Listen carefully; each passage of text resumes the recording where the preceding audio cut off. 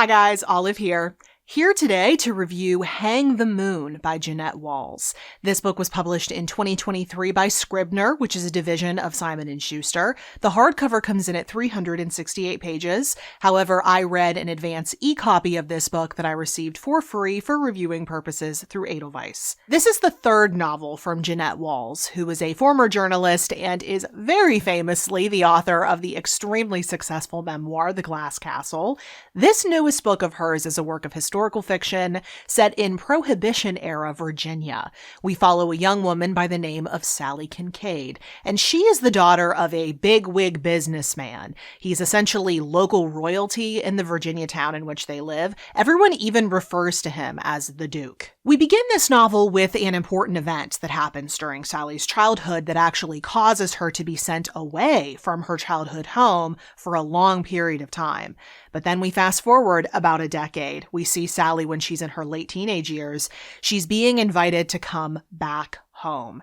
And we get to see her relearn what it's like to be a part of this family that has changed pretty drastically in the time that she's been gone. And it's not just any family. Because Sally's father, the Duke, controls so much in the local community and lives in the biggest house in the area, there's a lot of power to be had in being in line for the metaphorical throne. In fact, several aspects of this novel were clearly inspired by the Tudors, both in terms of a complicated line of succession for the family empire, but also in terms of the wives of Henry VIII. It becomes clear pretty quickly, at least to us as readers, which of those wives inspired the character of Sally's mother, and then by extension, who Sally's character was inspired by. You can kind of make that deduction. But throughout most of this novel, who Sally's mother was, and most importantly, what happened to her, is kept from Sally. And that is just one of many secrets that goes on to be revealed throughout this book. But as fun as those secrets are, this is a novel that's about more than just revealing a bunch of secrets. It's also in many ways a coming-of-age story. This is a novel about Sally Kincaid making her way in the world, trying to figure out how to survive as things keep changing, trying to figure out who she can trust, how to make the most out of her circumstances while she's also looking out for the people she cares about. And that often means that she has to dabble in the family business, which involves bootleg liquor. In addition to that other inspiration for Sally's character that I hinted at earlier, she was also partially inspired by a real woman by the name of Willie Carter Sharp, who was known as the Queen of the Roanoke Rum Runners. This book is kind of like the everything bagel seasoning of historical fiction. There's a lot of spice, and there's a lot going on. There's a little bit of everything.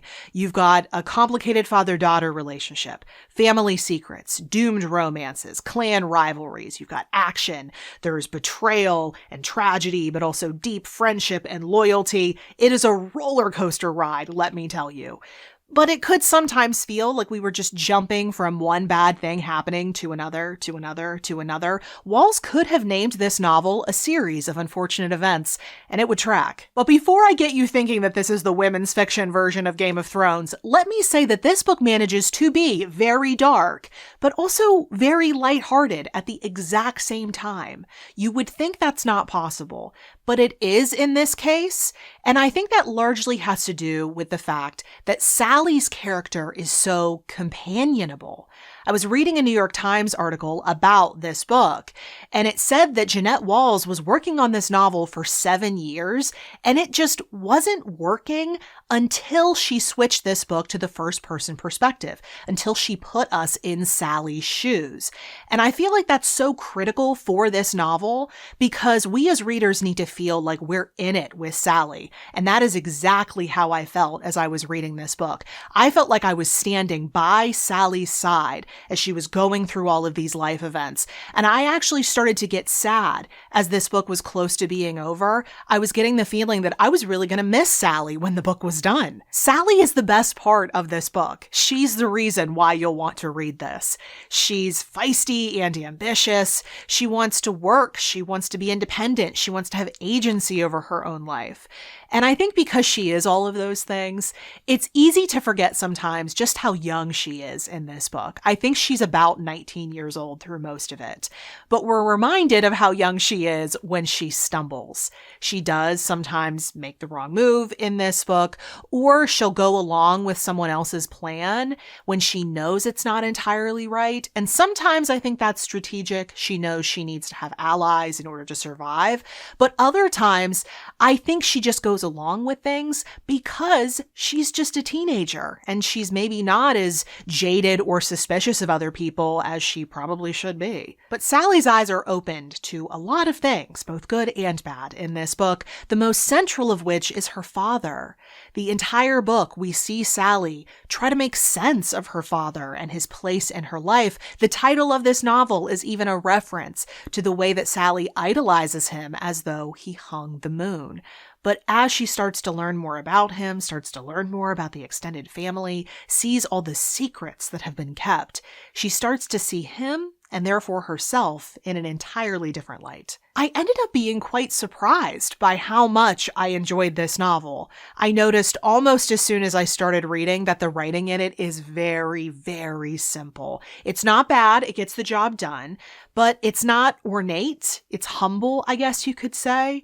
And I didn't know how I was going to like that as the book progressed, but I actually think it worked. It suited the book's tone and its main character. What didn't always work for me was that series of unfortunate events aspect that I discussed earlier. I remember thinking that it would be nice to even have a moment of levity in between all of these bad things happening.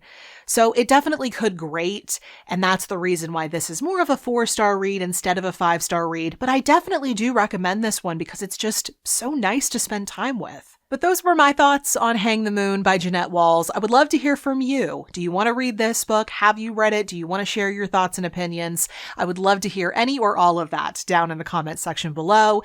In the description box below, I've put links to everywhere you can get your hands on a copy of this book if you're interested in reading it. And also in that same description box, I've included something I like to call the further reading section, where I've listed out some book titles that you may want to check out if you enjoyed this book or if it just sounds like something you would be interested in. Thank you so much for watching. I hope you're having a wonderful day, and I will see you in the next video. Bye.